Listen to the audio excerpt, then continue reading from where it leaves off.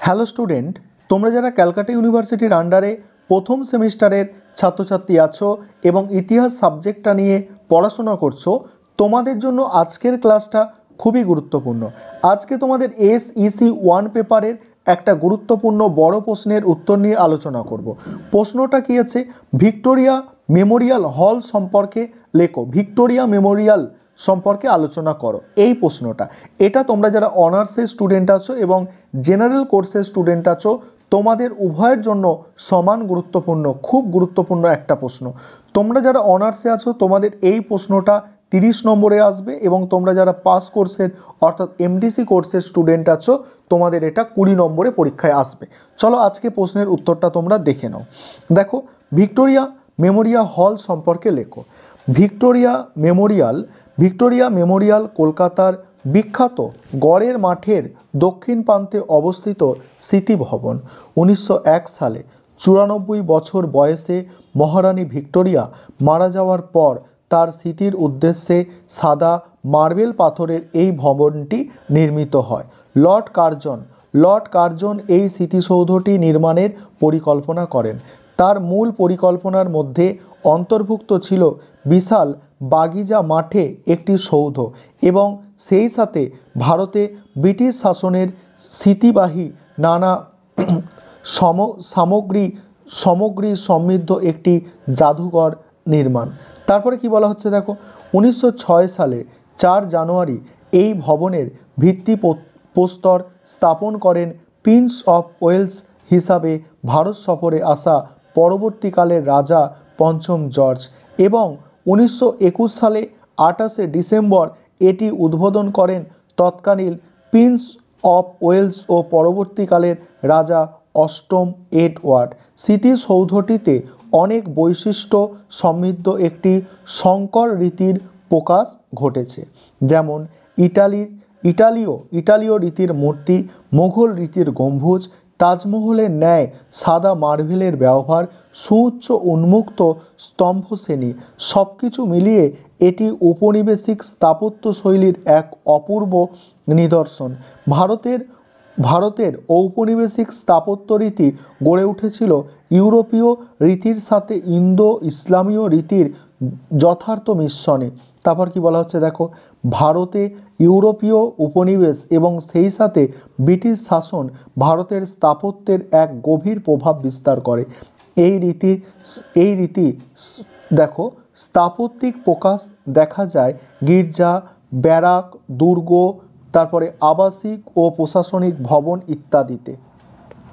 পরের প্যারায় কি আছে দেখো, ব্রিটিশরা ভারতের স্থাপত্য শিল্পে নতুন কিছু কারিগরি শৈলীর সূচনা করে যা ছিল সেই সময় ভারতীয়দের ব্যবহৃত পদ্ধতি থেকে সম্পূর্ণ ভিন্ন। ভিক্টোরিয়া মেমোরিয়াল ভারতে ইউরোপীয় স্থাপত্য রীতির শ্রেষ্ঠ নিদর্শন। এটি স্বাধীন ভারতে আধুনিক স্থাপত্য রীতির পথ নির্দেশনা দিয়েছে। ব্রিটিশ ইনস্টিটিউট অফ আর্কিটেক্ট এর প্রেসিডেন্ট স্যার উইলিয়াম এমারসন এই ভবনের পরিকল্পনা ও নকশা প্রস্তুত করেন, তবে সুপারিনটেনডেন্ট আর্কিটেক্ট হিসাবে এর নির্মাণ কাজ তত্ত্বাবধান করেন ভিনসেন্ট ইসু। তারপর দেখো, তিনি ছিলেন বেঙ্গল নাগপুর রেলওয়ের অ্যাসিস্ট্যান্ট ইঞ্জিনিয়ার। 1902 সালে এমারসন তাকে ভবনের মূল নকশার ওপর একটি স্কেচ দাঁড় করার দায়িত্ব দেন। ভিক্টোরিয়া মেমোরিয়াল নির্মাণের দায়িত্বপ্রাপ্ত হয় কলকাতার মেজার্স মার্টিন অ্যান্ড কোম্পানি। তারপরে কি বলা হচ্ছে দেখো, তবে মেমোরিয়াল নির্মাণের মূল কাজটি অত্যন্ত স্লথ গতিতে অগ্রসর হতে থাকে। 1905 সালে কার্জন যখন ভারত ছেড়ে যান তখন এর কাজ ঠিকমতো শুরু হতে পারেনি। এই স্লথ গতির পেছনে কারণ হলো কার্জনের পর যিনি ভারতে ভাইসরয়ের দায়িত্ব নিয়ে আসেন তিনি তার পূর্বসূরির মতো মেমোরিয়ালের ব্যাপারে ততটা উৎসাহ দেখায়নি, আর সেই সাথে ভবন নির্মাণে প্রয়োজনীয় পরীক্ষা নিরীক্ষীয় দীর্ঘসূত্রিতা চলে। পরিকল্পনার সব সাবস্ট্রাকচার নির্মাণের কাজ শুরু হয় 1904 সালে এবং ভিত্তিপ্রস্তর স্থাপন হয় 1906 সালে, আর ভবনের উপরিকাঠামোর নির্মাণ কাজ শুরু হয় আরও 4 বছর পর 1910 সালে। ইতিমধ্যে ইস্ট নিজেকে কলকাতার শ্রেষ্ঠ স্থপতি হিসাবে প্রতিষ্ঠিত করে ফেলেছিল। তখন তাকে সরকারিভাবে প্রকল্পের সুপারিনটেনডেন্ট আর্কিটেক্ট হিসাবে নিয়োগ করা হয়। স্যার উইলিয়াম এমারসন ভিক্টোরিয়া মেমোরিয়ালের নকশা ইতালির রেনেসাঁসের স্থাপত্যিক রীতিকে অনুসরণ করেই গড়ে তুলেছিল, যদিও তাজমহলের সাথে এর সাদৃশ্য বিদ্যমান। এমারসন এটিকে পশ্চিমা ডিজাইন হিসাবে ব্যাখ্যা করলেও এতে ভারতীয় বৈশিষ্ট্যেরই প্রকাশ পায়। সাদা মার্বেল পাথরে এটি নির্মাণের জন্য লর্ড কার্জন প্রথম থেকেই জোরালো মত প্রকাশ করেন।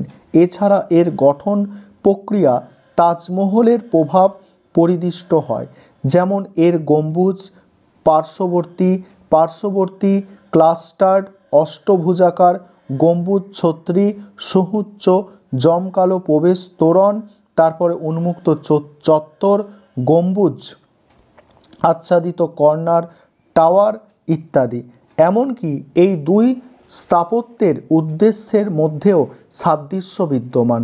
তাজমহলের মতো এটিও এক সাম্রাজ্ঞীর স্মৃতির উদ্দেশ্যে নির্মিত। 64 একর জমির ওপরে নল, তারপরে পুকুর, গুলমরাজি ও লতাপাতায় ঘেরা বিশাল উন্মুক্ত অঙ্গনে ভিক্টোরিয়া মেমোরিয়াল সংস্থাপিত। কলকাতায় সম্ভবত এইরূপ মনোরম ও উন্মুক্ত অঙ্গন দ্বিতীয়টি নেই। ভবনটির দৈর্ঘ্য 103.02 মিটার, প্রস্থ 69.49 মিটার এবং অ্যাঞ্জেল অফ ভিক্টোরিয়ার মূর্তি পর্যন্ত এর উচ্চতা 56.08 মিটার। মূর্তিটি আরও 4.88 মিটার উঁচু। মেমোরিয়াল নির্মাণে ব্যয়িত মোট 1,05,00,000 টাকার সবটাই সংগৃহীত হয়েছে ব্যবসায়ী সম্প্রদায় ও ভারতের দেশীয় রাজন্যবর্গের স্বেচ্ছা প্রদত্ত অর্থ থেকে। বলা হয়ে থাকে, ভবনের সম্পূর্ণ নির্মাণ সামগ্রী বহনের জন্য প্রয়োজন ছিল 27 কিলোমিটার দীর্ঘ ট্রেনের।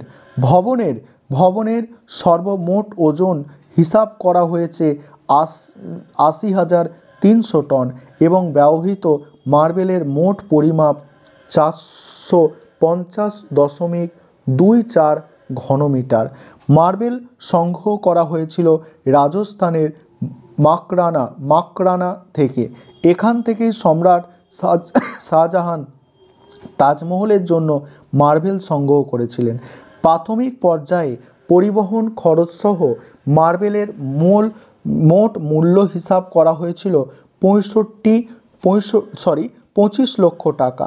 পরে অবশ্য ভারতীয় রেল বিভাগ পরিবহন চার্জ দাবি না করলে মার্বেল বাবদ ব্যয় 2 লক্ষ টাকা কমে যায়। তারপর দেখো, ভিক্টোরিয়া মেমোরিয়াল 25টি গ্যালারির সমন্বয়ে গঠিত। কুইন্স অফ টি আকর্ষণের মূল কেন্দ্র। কুইন্স হলটি আকর্ষণের মূল কেন্দ্র। এর সকল দেওয়ালে মহারানীর ঘোষণা লিপিবদ্ধ।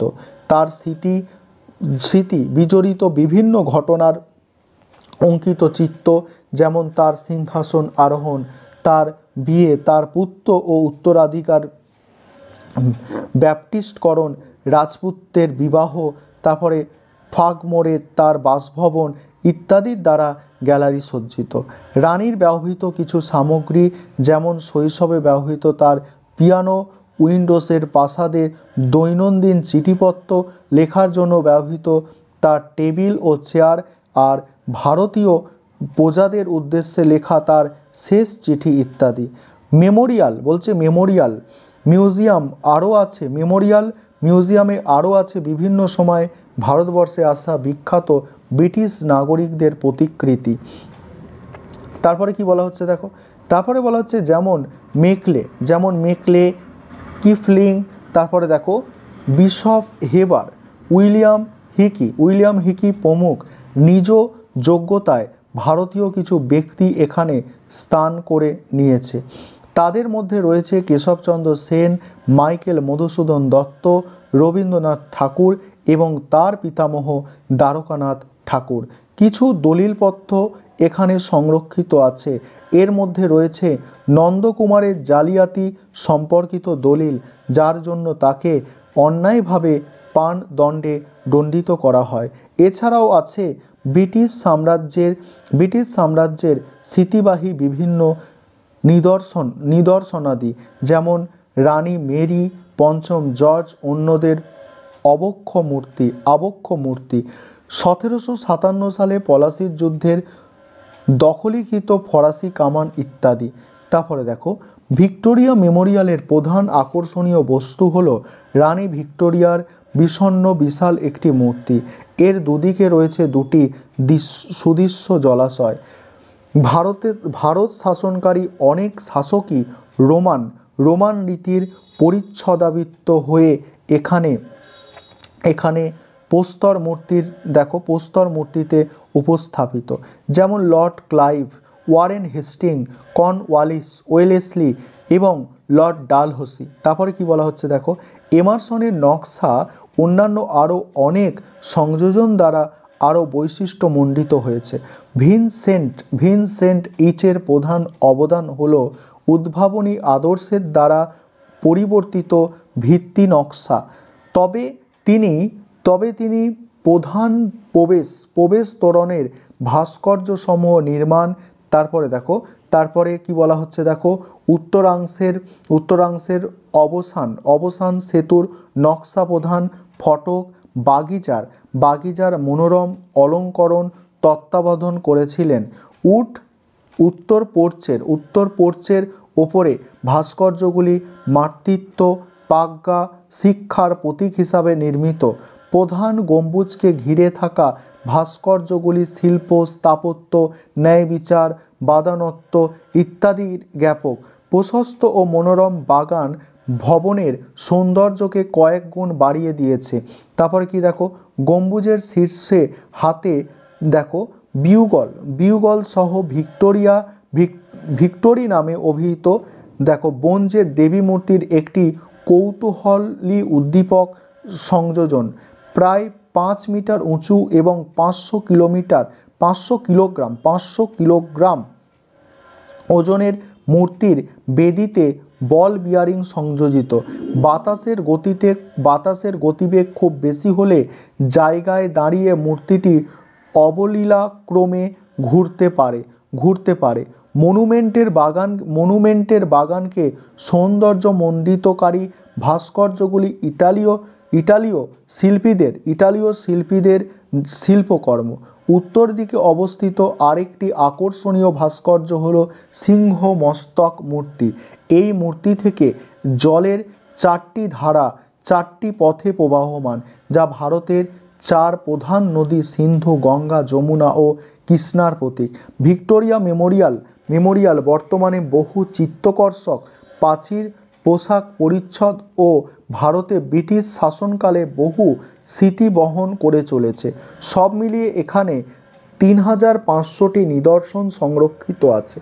বর্তমানে কলকাতার পর্যটকদের অন্যতম প্রধান আকর্ষণ ভিক্টোরিয়া মেমোরিয়াল।